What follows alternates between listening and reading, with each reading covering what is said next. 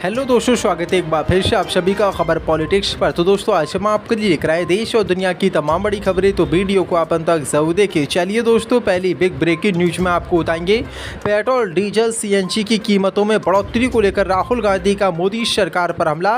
कहा गलती मोदी सरकार की, कीमत भारत की जनता चुकाएगी। वहीं दोस्तों, अगली खबर में आपको बताएंगे जमताए उलमाए हिंद के अध्यक्ष अरशद मदनी का बड़ा बयान। बोले इस्लाम को बनाया जा रहा निशाना, मुसलमान ना कभी झुका है और ना कभी झुकेगा। भाई दोस्तों, आपको बताएंगे हालात अच्छे नहीं हुए तो सब कुछ खत्म हो सकता है। ऊर्जा संकट को लेकर मोदी ने दुनिया को चेताया। भाई दोस्तों, अगली खबर में आपको बताएंगे आजम खान के पीछे हाथ धोकर पड़ी योगी सरकार। डीएम पर टिप्पणी मामले में आजम खान को कोर्ट ने सुनाई 2 साल की सजा।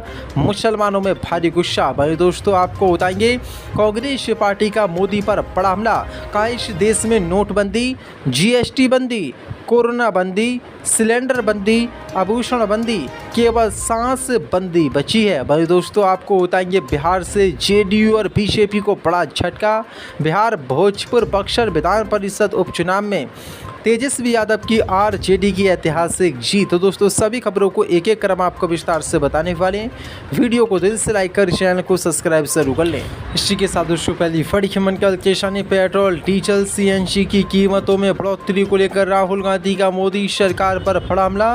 कहा गलती मोदी सरकार की, कीमत जनता चुकाएगी। दरअसल आपको बता दें, लोकसभा में नेता प्रतिपक्ष राहुल गांधी ने पेट्रोल डीजल और सीएनजी की कीमतों में बढ़ोतरी के बाद मोदी सरकार पर बड़ा हमला बोला है।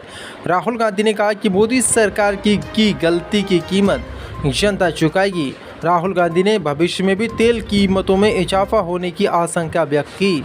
राहुल गांधी ने कहा कि गलती मोदी सरकार की, कीमत जनता चुकाएगी। 3 रुपये का झटका आ चुका है, बाकी वसूली किस्तों में की जाएगी। आपको बता दें, भाई मल्लिकार्जुन खड़गे ने कहा कि देश की जनता को ये समझना होगा कि इस समय वैश्विक ईंधन संकट के साथ साथ भारत में आर्थिक संकट की बड़ी वजह सरकार में नेतृत्व संकट, दूरदर्शी सोच का अभाव है और आज क्षमता कूट कर भरी है।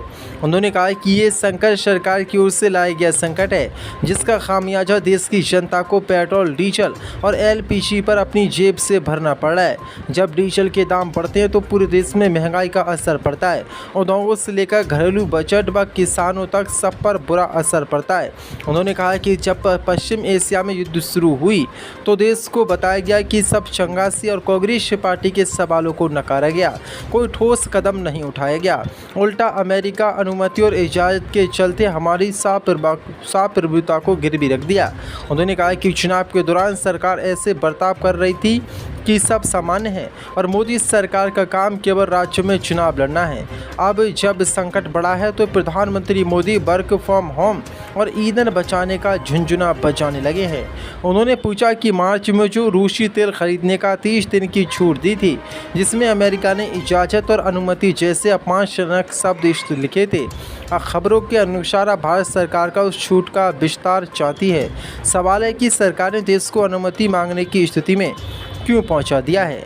दरअसल आपको बता दें, मोदी सरकार ने पेट्रोल डीजल और सीएनजी पर बढ़ोतरी कर दी है। 3 से 4 रुपये प्रति लीटर पेट्रोल डीजल महंगा हो गया है और देश की जनता पर अब महंगाई की मार आ गई है। अब इसी को लेकर मोदी सरकार पर राहुल गांधी और मल्लिकार्जुन खड़गे ने बड़ा हमला बोला है। इसी के साथ बड़ी खबर कल के शामिल जमताए उलमाए हिंद के अध्यक्ष अरशद मदनी का बड़ा बयान। बोले इस्लाम को बनाया जा रहा निशाना, मुसलमान ना कभी झुका है और ना कभी झुकेगा। दरअसल आपको बता दें, जमताए उलमाए हिंद के अध्यक्ष अरशद मदनी ने आरोप लगाया है कि देश को योजनाबद्ध तरीके से एक वैचारिक राष्ट्र में बदलने की कोशिश की जा रही है। उन्होंने दावा किया कि पहले केवल मुसलमान निशाने पर थे, अब इस्लाम को भी निशाना बनाया जा रहा है। इसके साथ ही उन्होंने कहा कि मुसलमान ना कभी झुका है और ना कभी झुकेगा। अरशद मदनी ने एक दिवसीय बैठक का घोषणा पत्र जारी किया और कहा कि देश के वर्तमान हालात, बढ़ती सांप्रदायिकता, संवैधानिक संस्थाओं की चुप्पी, मुसलमानों इस्लामी प्रतीकों के खिलाफ बढ़ते कदम तथा नफरत आधारित राजनीति अत्यंत चिंताजनक है। हालांकि मुसलमान ना कभी झुका है और ना कभी झुकेगा। वह प्रेम से झुक सकता है, लेकिन ताकत, धमकी, अत्याचार के सामने उसे कभी नहीं झुकाया जा सकता। उन्होंने कहा कि देश में नफरत की राजनीति अब धमकी की राजनीति में बदल चुकी है, जिसका उद्देश्य मुसलमानों को भयभीत करके उन्हें अपनी शर्तों पर जीवन बिताने के लिए मजबूर करना है। उन्होंने कहा कि सत्ता प्राप्ति के लिए अमन और एकता के साथ खतरनाक खिलवाड़ किया जा रहा है, जिसके परिणाम स्वरूप धार्मिक उन्माद और नफरत बढ़ती जा रही है, जबकि कानून के रखवाले मूर्ख दर्शक बने हुए हैं। हालिया चुनावों के बाद कुछ राजनीतिज्ञों में नफरत के आधार पर सत्ता हासिल करने का चलन और बढ़ गया है। बहुसंख्यक समुदाय को अल्पसंख्यकों के विरुद्ध खड़ा करने के लिए धार्मिक भावनाओं को भड़काया जा रहा है, जबकि सरकारें भय और धमकी से नहीं बल्कि न्याय और इंसाफ से चलती हैं। इसी के साथ बड़ी ह्यूमन कैलकुलेशन में हालात अच्छे नहीं हुए तो सब कुछ हो सकता है ख़त्म। पीएम मोदी ने देश की जनता को दी चेतावनी। दरअसल आपको बता दें, नीदरलैंड के द हैग में भारतीय समुदाय को संबोधित करते हुए प्रधानमंत्री मोदी ने दुनिया को ऊर्जा संकट को लेकर आगाह किया। मोदी ने कहा कि लगातार युद्ध और वैश्विक अस्थिरता दर्शकों के विकास को उल्टा कर सकती है और बड़ी आबादी को फिर से गरीबी में ढकेल सकती है। इस दौरान पीएम मोदी दुनिया को भारत की उपलब्धियां भी बताईं। पीएम मोदी ने कहा कि आज मानवता के सामने अनेक बड़ी चुनौतियां भी हैं और पहले कोरोना आया, फिर युद्ध होने शुरू हो गए और अब ऊर्जा संकट। ये दशक दुनिया के लिए आपदाओं का दशक बन रहा है। अगर ये स्थिति जल्द नहीं बदली तो बीते दशकों की उपलब्धियां ख़त्म हो सकती हैं। दुनिया की आबादी का एक बड़ा हिस्सा फिर से गरीबी के जाल में फंस सकता है।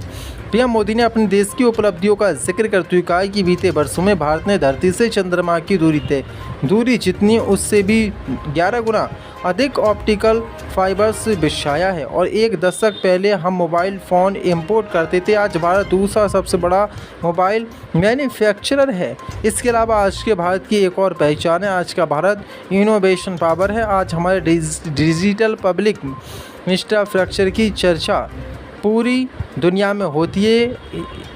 ये भारतीयों के इनोवेशन का बहुत बड़ा इसी के साथ बड़ी ह्यूमन कैलकुलेशन। डीएम पर टिप्पणी मामले में आजम खान को 2 साल की जेल, 20,000 रुपये का जुर्माना। दरअसल आपको बता दें, उत्तर प्रदेश के पूर्व मंत्री और समाजवादी पार्टी के वरिष्ठ नेता आजम खान को वर्ष 2019 के लोकसभा चुनाव के दौरान तत्कालीन अधिकारियों पर आपत्तिजनक टिप्पणी के मामले में रामपुर की एमपी एमएलए अदालत ने दोषी करार देते हुए 2 साल की सजा सुना दी है। साथ ही आजम खान पर 20,000 रुपये का जुर्माना भी लगाया है।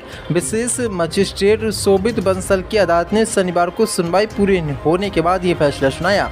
जानकारी के लिए आपको बता दें, ये मामला 2019 के लोकसभा चुनाव के प्रचार के दौरान रामपुर के भोर थाना क्षेत्र में आयोजित एक रोड शो से जुड़ा है।